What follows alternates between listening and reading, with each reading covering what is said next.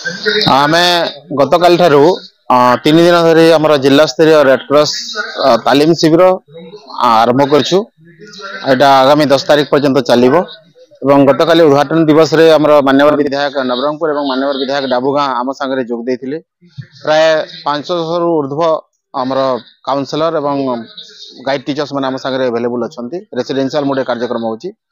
एही कार्यक्रम मुख्य उद्देश्य होची पिला माननकु सेवा मनोभाव वृत्ति करवा तत्सहित विभिन्न जो लाइफ स्किल्स गुड़ा अच्छे से विषय ट्रेनिंग दवा जमीती केमिति जो दबी दुर्घटना है से समय केमिति आम सिविल असिस्ट दे परिबा अग्नि निरापत्ता केमिति माने प्रैक्टिस करवा।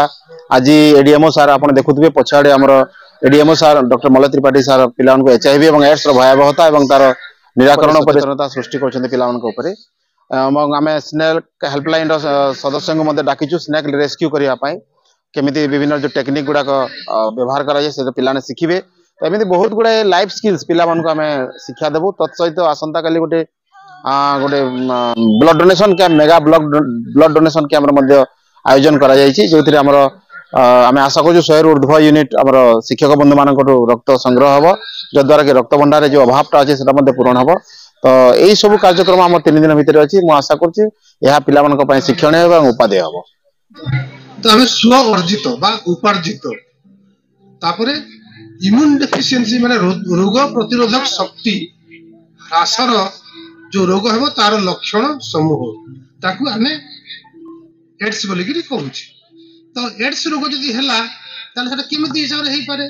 तो विशेष करी एड्स रोग हेले हमर देह दुर्बल हे जिवो हालिया लागिवो हला पिला माने पाठ पढ़ी पारिबे नै ता छड़ा तांगर खाद्य कमी जीवो ओजन ह्रास हेबो हला आपनकर ओजन विशेष करी ह्रास हेबो ता छड़ा काम दाम करि पारि दुर्बल हेबे। तापर आपनकर जो लसिका ग्रंथि बा लिम्फ नोड अछि काखरे लिम्फ नोड अछि जंघरे अछि पेट भितरे अछि विभिन्न जगह रे हमर लसिका ग्रंथि बा लिम्फ नोड अछि सेगुडा धीरे धीरे वृद्धि पाइबो लिम्फ नोड वृद्धि पाइबो ता छड़ा आउ कोन रोग होई पारे।